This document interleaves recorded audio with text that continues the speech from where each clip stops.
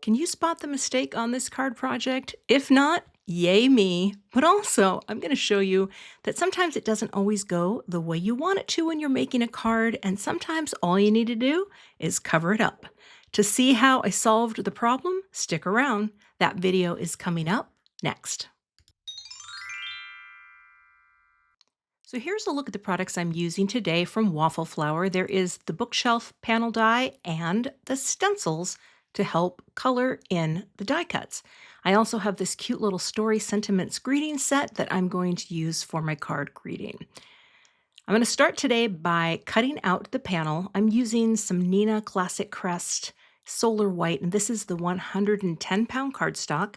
Running it through my die cut machine, picking up that big metal die, popping it out, and there is my super cute bookcase.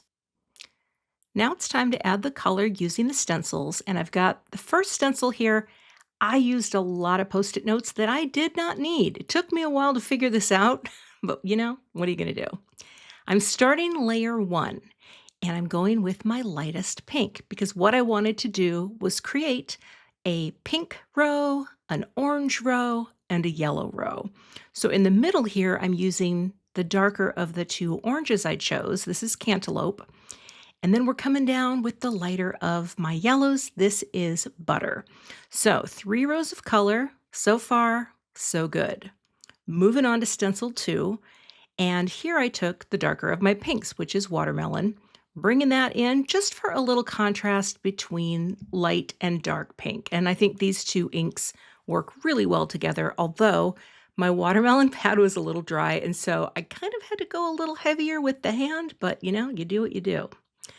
Now, I brought in Creamsicle, which was supposed to be my lighter of the two oranges, but I recently re-inked, and to my eye, it looked almost identical. But that was not enough for me to stop. I forged ahead with confidence. The third row, I used the Zest, which was the darker of my two yellows, and that was definitely darker and had some nice contrast. There we go. See, the orange looks kind of all the same. It's going to be fine, I think. Added the stencil for the details, and I'm using these really fun little rainbow handled brushes. I like the smaller ones for stuff like this because I thought this is going to be easier to control where the color goes. Row 1 was all watermelon. Row 2 for the oranges, I brought in grapefruit, which is a darker orange. And then row 3, just bringing that zest back in and going with a pretty heavy hand. And this is where the problem happened. Look at the lower left. I was like, oh, Kath, that looks terrible. But I set it aside and I thought to myself, let's make some greetings. Let's see if we can cover this up, right? So I've got some So Very Black cardstock from Simon Says Stamp, and I'm going to add a little white powder.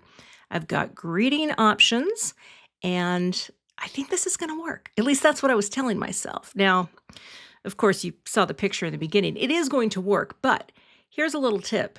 You can always cover your mistakes, okay? Don't necessarily start over. Now, if you're at the start of a project, by all means, start over.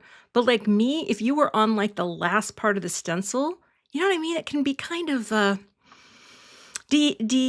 what's the word? You feel bad if you have to start over. So that's my tip. Just look for something that you can cover it with.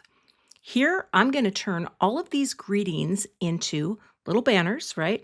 Got my sentiment label dies, adding little fishtails here, and I'm going to cut this out and see how it looks on the panel. So I have my little guy.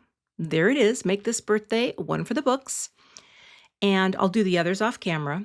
But now when you see, I'm going to trim this off just a bit here and place it down here. I did not want to go flush with the bottom because there's a nice little, shaped edge to the books. And also I like my banners to breathe a little. So even though I'm not covering up the whole thing perfectly, my guess is that it's going to take away from the visual mistake because you're just going to read the greeting and think, oh, that's just a background, right? Well, that's the story I'm going with. Got my foam squares here. Popping on a little liquid glue and just sticking that down. Has a nice little framing margin of white. And I've got foam squares on the back of the greeting as well. And I'll do the same thing with a little liquid glue.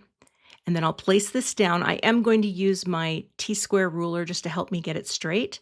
But again, I didn't want to go all the way to the bottom to cover it up because I like my sentiments to have that breathing room. But I think it really does cover up the mistake in a way that nobody's going to look at that and say, that's a hot mess. You know what I mean? At least that's what I hope. Want to show you another card I made. And for this one, I used just the lighter colors and I alternated the position of the color on the stencil. So it took a little longer to do. And then I made some extras for books. Isn't that cute? So hopefully this inspires you to try to cover up those mistakes rather than throw them into the recycling bin thinking that all hope is lost. Why not just see what you can do by covering things up? You can find links to all of the products I used in today's video in the YouTube description box. I'll also have a blog post with more photos and details about these cards. If you're not a subscriber to my channel, I'd love to have you, so please hit that subscribe button and be sure to hit the notification bell so that you don't miss the next time I post. Thanks so much for watching and have a great day. Here are a few more card videos you may be interested in. Please check them out and I'll see you in those videos.